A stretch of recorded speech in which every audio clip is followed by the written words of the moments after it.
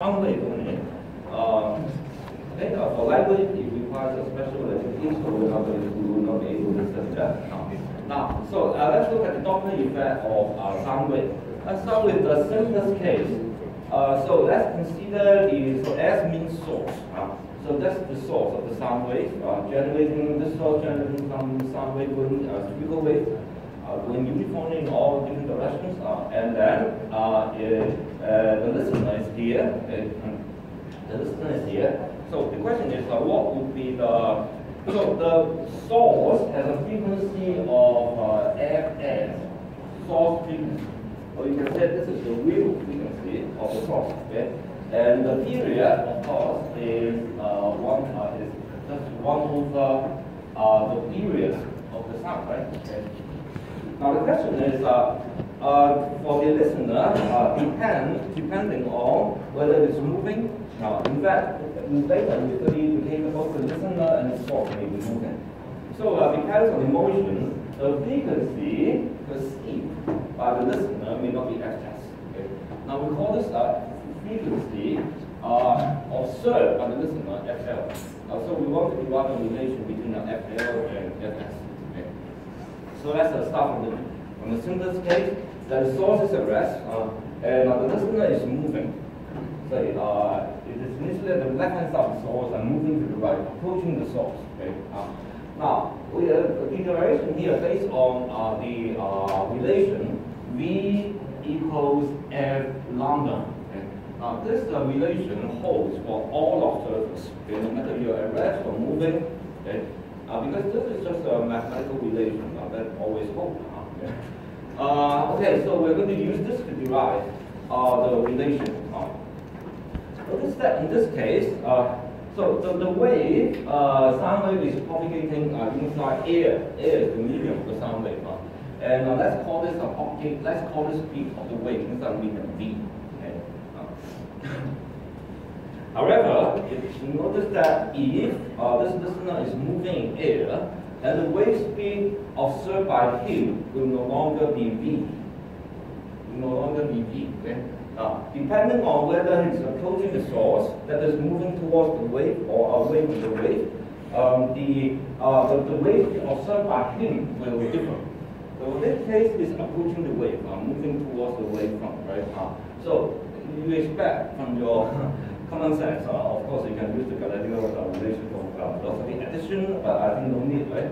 So the wave is moving at V, and he is moving to the right at VL. So what is the speed of the wave observed by him?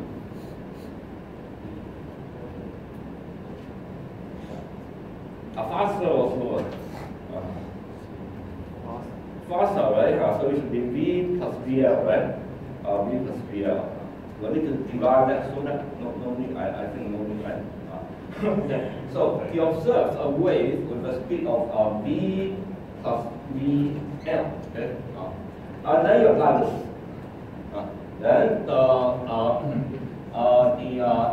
FL, okay, the frequency observed by him will be the speed divided by lambda. Okay. So that will be V plus VL. Divided by lambda. Now, what is lambda? Will lambda change? Lambda will not change. Whether you are moving or at rest, you measure the same length of a ruler, right? The length of a ruler will not change. Right? So, this is the frequency observed by him, right? Okay. Now,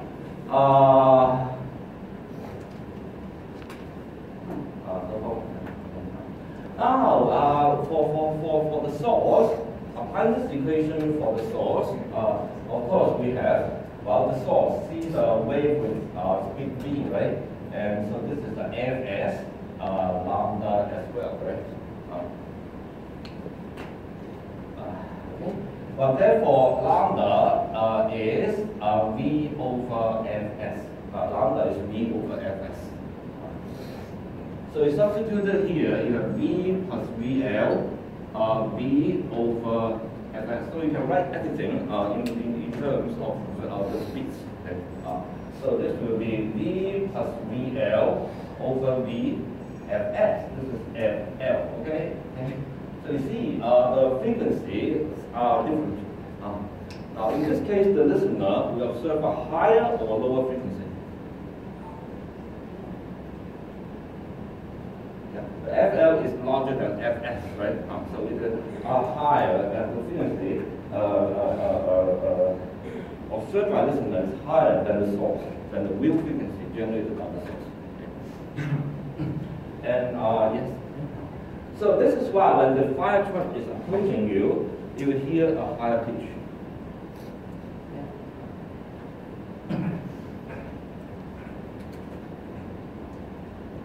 Okay. Now I think I do not consider the opposite situation. That means the source is still at rest, but this listener is moving to the left, moving away from the source. What you need to do is to do what? The only difference is that now the wave speed observed by this listener is lower than V or higher than V. If it is moving away from the wave, we have a lower speed, right? So you need to just replace this V plus VL by V minus VL, and everything else remains the same. Okay? So here you have a minus, and then here you have minus, minus. Is okay?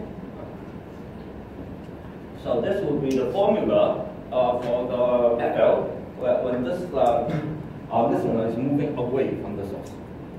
So when it's moving away, there's a minus sign, the frequency is a little lower. So here a lower pitch. Okay. So this explains the video. Fire truck, no, you cannot apply that. Later, when you guys have, in the case of fire truck, it's the source that is moving. Okay. And now it's the listener that is moving. Okay. Yeah, maybe you can imagine the opposite thing, which is quite unlikely. Right? The fire truck is at rest. Okay, and then when you run towards the fire truck, for whatever reason. Okay. Then you hear a high pitch, okay, and then pass the fire truck, and when you move away from the fire truck, the pitch suddenly decreases. Okay. Okay, so that's the formula for this case. Now, then let's make it, let's generalize it to this case, that the source and the listener may both be moving. Now, this case, it is a little bit more complicated here. Because of the following, the source is moving. Now, therefore, yes. Now, if the source is moving, now let's consider the following situations, which is shown here in one.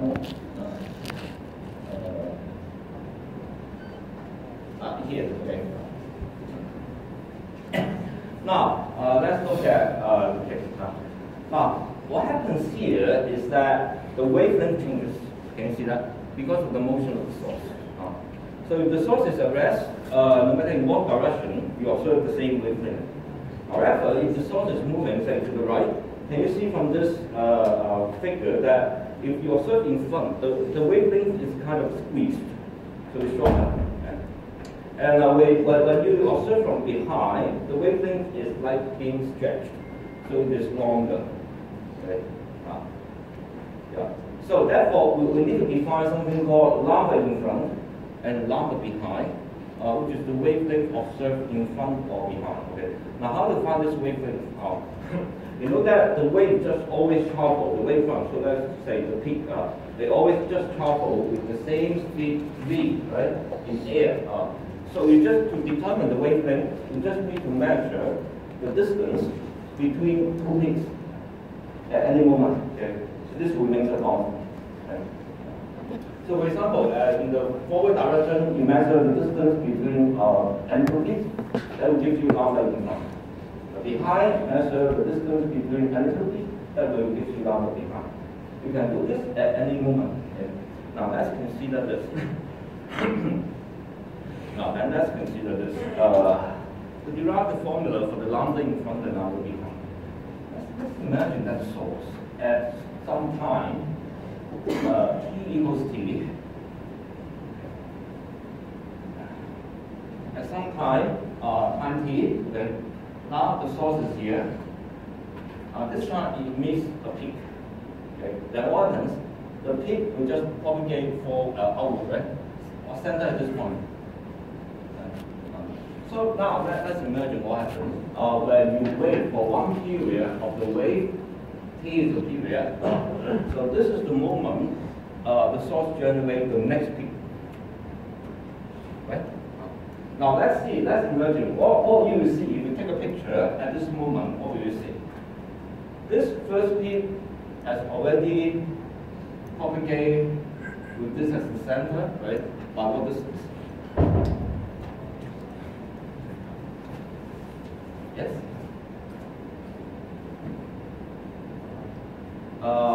The wave speed is v. So this first peak is generated at t. Now you wait for one period of the wave.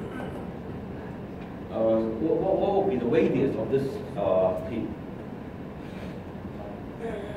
Lambda. Yes, it's lambda. Lambda is what we want to be. Lambda. Lambda. Okay, good. Lambda. So lambda, how is it related to? Can you relate it to v and t?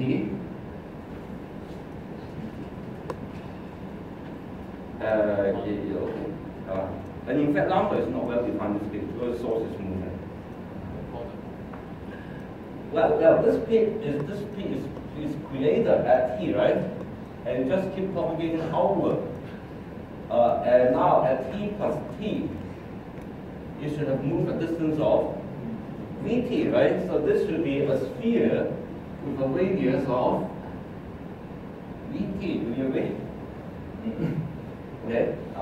Now the center of this sphere is the position at which this peak is emitted at t. The tricky thing here is now at this time, where is the source? The source is not here.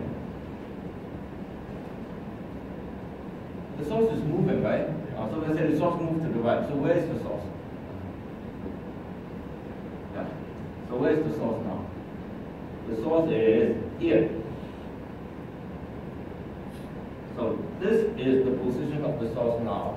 What is the distance moved by the source? If you call the source speed ds, then this should be vst, right? Okay. And at this moment, the source is here, and this is the moment the source emits the second peak, the next peak. Okay. So the first peak is here, the second peak is here, just being emitted at this point. Okay. Right. Now, so can you tell me what's lambda in front? Lambda in front is, in this direction, the distance between the first peak and the second peak. So this is lambda in front. What about lambda behind? Lambda behind is, in the backward direction, the distance between the first peak and the second peak. So this is lambda behind. Does that make sense? Okay. So can you relate lambda in front and lambda behind with the other different parameters? So for example, lambda in front will be lambda in front. Lambda in front will be the radius vt minus vst, right? Okay. So this will be vt minus vst, right? Now, so the lambda in front is v minus vs t. Okay.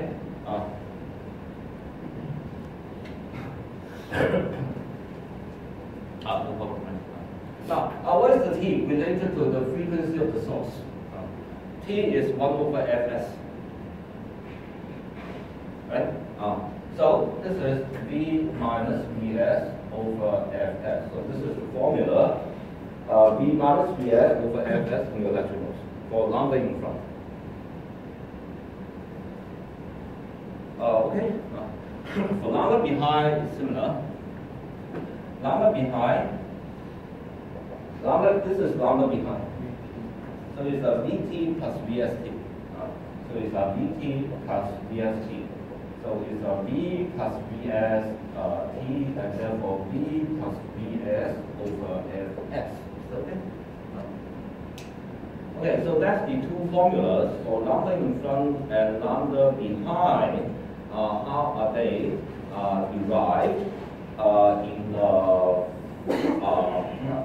how are they derived from first principle? Okay. So where are the formulas?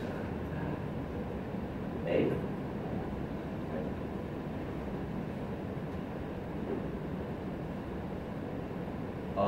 Here, right? So this is the lambda behind. This is the formula for lambda in front, okay?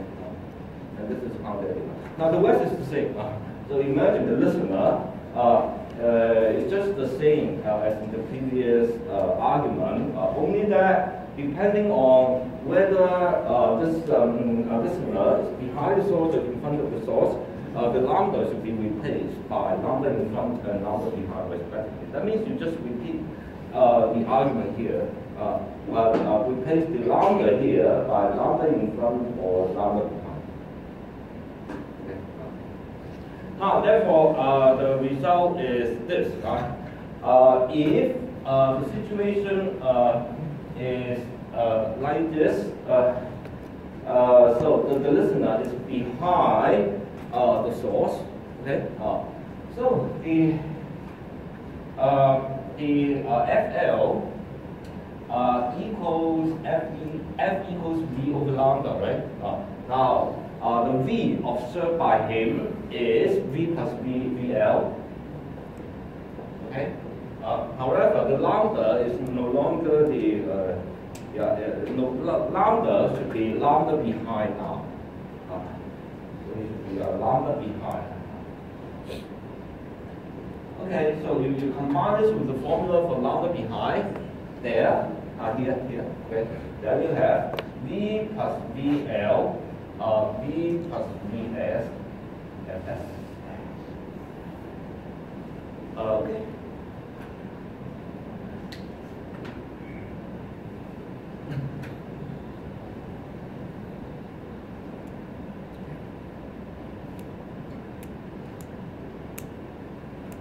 Okay, now, so you see that we obtain this by considering one situation only, which is the listener is at the left-hand side, and then both the listener of the source and both the listener and the source are moved to the right, so that the listener is always behind the source, right? But I think that this is a general formula which holds for in all cases. Provided that you choose a clever sign convention.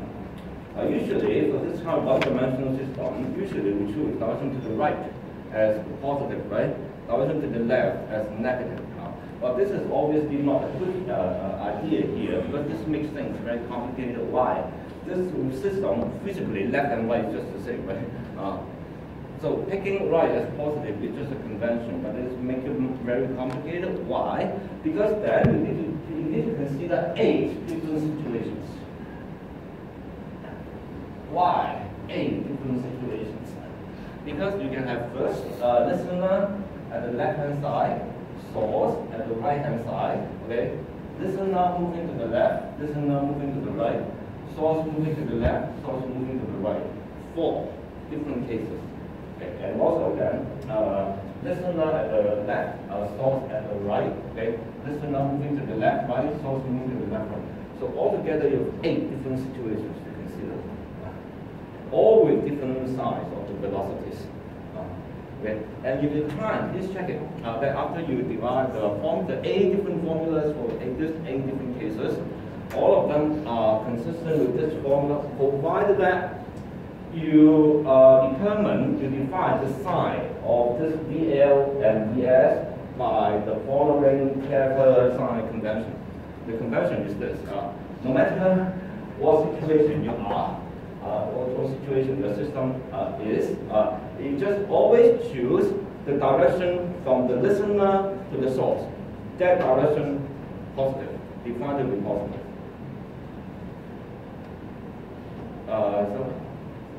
It can be shown that if you choose this sign convention, then in all these 8 different situations, you always have the same formula.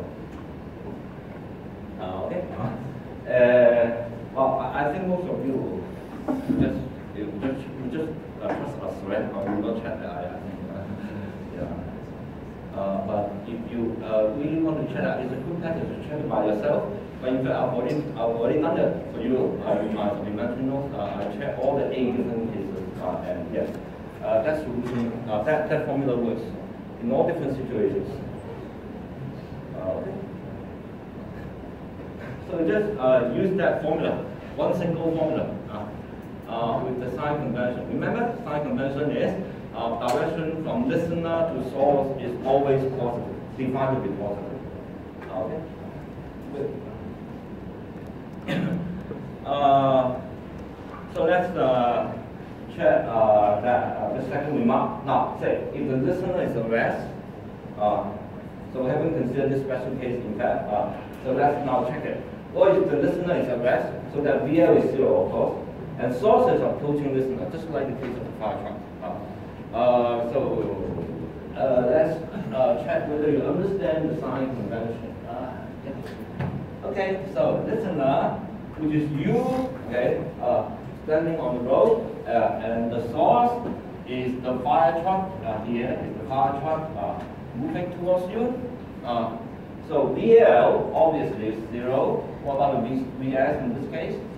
Should it be positive or negative?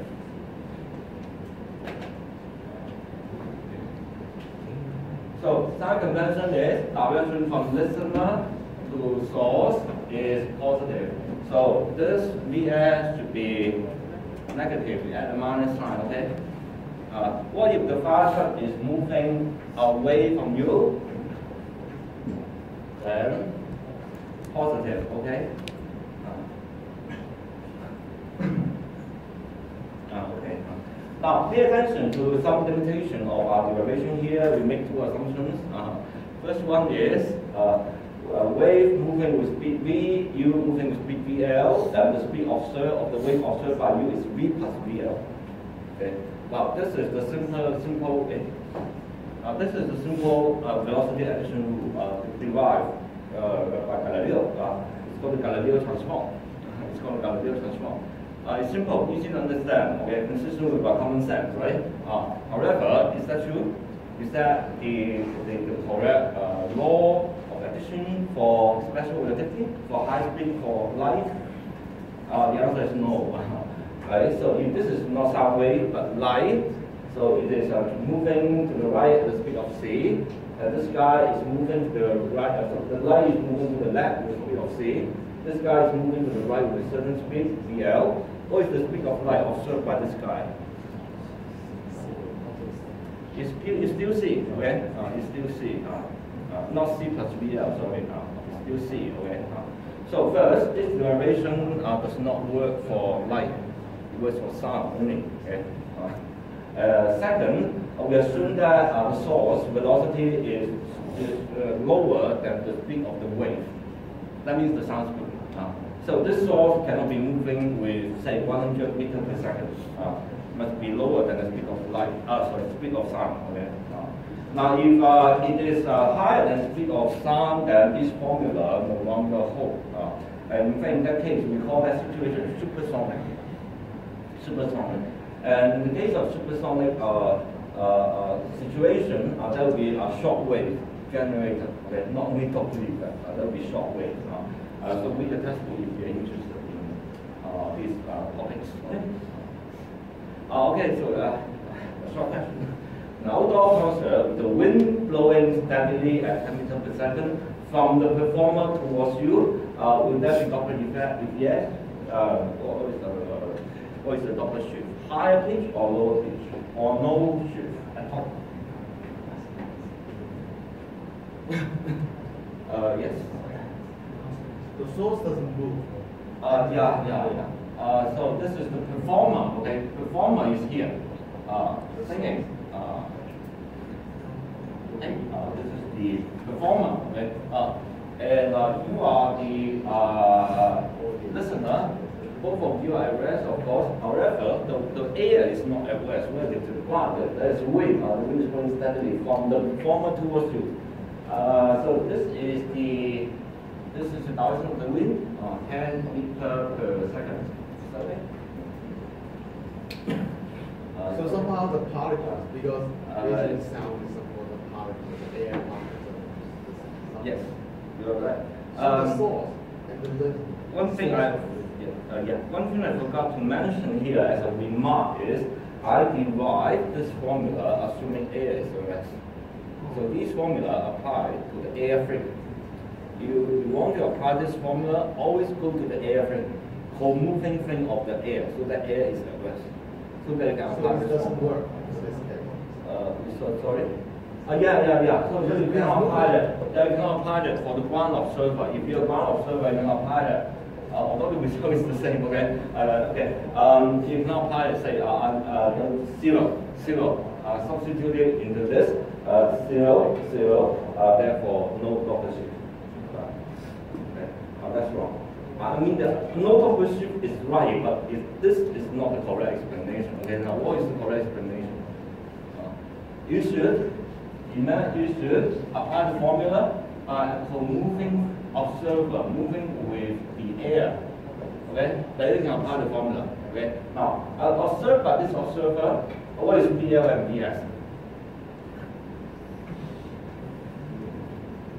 So now let's go to his frame. Okay, now let's jump into his frame. Okay, so if you jump into this co-moving observer frame, this is to the right. 10 meter per second. Listen up. 10 meter per second. Okay? So what is VL? What is the VL in that formula that you should use? 10 or minus 10? 10. What about VS? It's also 10. Okay? So, yeah, it's V plus 10, V plus 10. So it's correct. There's no problem effect. Okay? But you must argue it in this way. The first argument in the ground frame is incorrect in principle.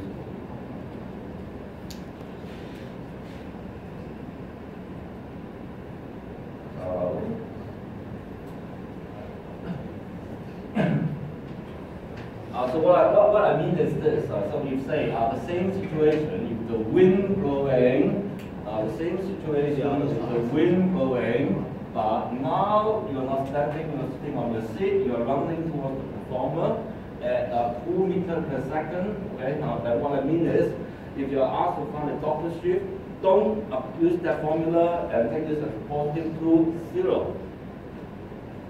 What you should do? And another one that's yeah, you should go to the wind frame, okay, first, and then this guy's speed becomes 12, and this one is 10. That way, so it's 10, right? And so you apply the formula with this being positive 12. This is positive 10. The answer would be different. Okay. It's okay? So remember, these formulas are supposed to work only in the air frame, in which air is at rest. Because we derived it by assuming air being at rest. Okay, next example. So you have police car, listener. Okay, so what will be the Doppler shift in this case? Okay. So maybe let me write down the formula. V plus VL, V plus VS, F. Okay, so let's check it out. So apply this formula. Direction, listener to source positive, so velocity to the right is positive. Okay. So VL is 0, VS is positive 30. Positive 30. Okay. Yeah. Therefore, yeah, you have Doppler shift. Okay. The original frequency is 300. It becomes 276. This case. So convention is this is listener. This is source. Convention is this is positive. Okay. So this here, the VL is speed is 30, but VL should be minus 30. Here, at rest, so 0. So substitute minus 30. You got the Doppler shift of, yeah. Both of them are moving. 1545. Listener source. So velocity to the right is positive. Okay.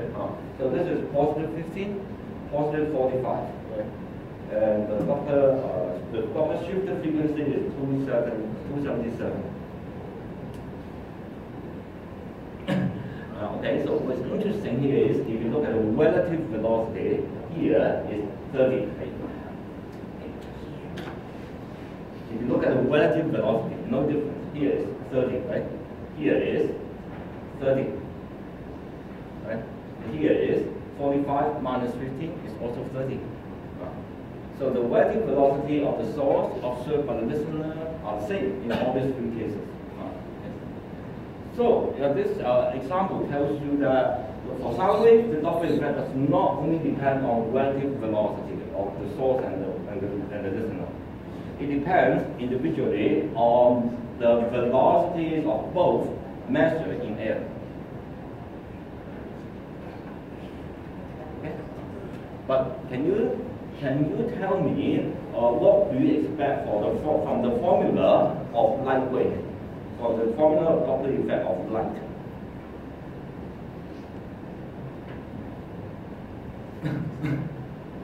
For light, is there air for light?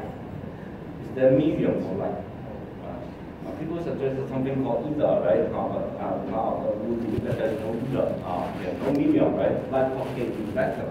So no medium. No medium means what? Means meaningless to talk about absolute motion.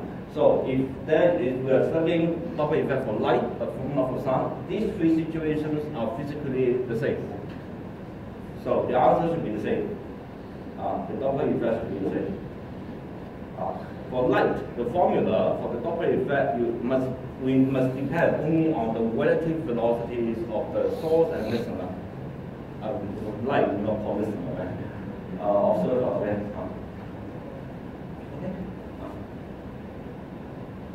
And yes, that is the formula for light, Doppler effect. You see, this is speed of light. This v is the relative velocity between the source and the receiver. So it depends on relative velocity only, as expected. Oh, don't worry, I just show this to point out this point. This will not be tested in the exam. Okay.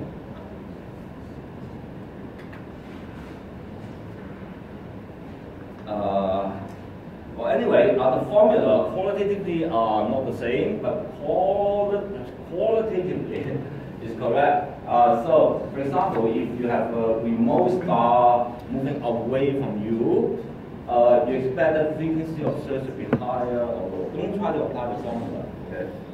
I just want a qualitative answer, right? Higher or lower. If the star is moving away from the Earth, just like sound wave, qualitatively, just like sound wave. So if the sound wave, the source is moving away from you, the frequency here will be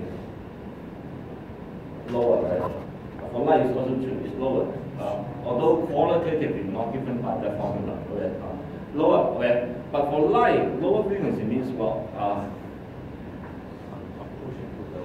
Yeah, because for light frequency corresponds to our feeling of color, right? Color. So the term, the terminology here for light, again, we need to learn some terminology, okay? This is the EM spectrum, okay? And a small part of it, really very small part of it, is the visible light. Okay? Here is high frequency, okay? High frequency, okay? F, okay? And high, okay? High frequency, low frequency. So can you tell me visible light, this side is what color? Red, okay? This side is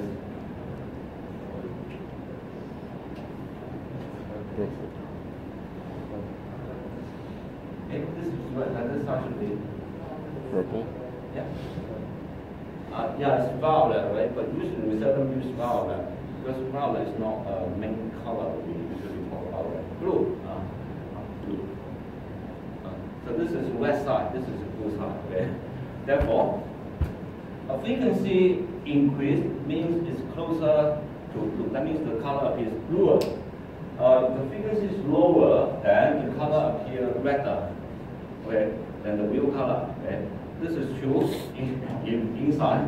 useful range. Okay? However, we generalize this term. So whenever, no matter what your frequency is, you need to be talking about visible light. You can talk about radio wave, X-ray, gamma wave. Whenever the frequency becomes lower, we say that it is a redshift. It's shifted to red. Okay. Whenever the frequency becomes high, we call it blue shift. Okay. Notice that this may not be true. For example, if the frequency is in fact here, higher frequency means in fact closer to red. Okay. But don't call it red shift. Okay. Higher frequency is always called blue shift. Okay. Is that it? So the result is you see red shift or blue shift? Red shift. If the star is moving away from us, you see red shift. Okay. Therefore, if you read some books in cosmology, you know that one very important evidence of the universe is expanding is that we observe redshift in all the spectrum of all the distant galaxies. Okay. They are all redshifted. Okay. Oh, good. Any question? So that finishes the first part, main part, the part of mechanics of this course. No problem, right? Good. Let's start the second part very quickly. There's no break.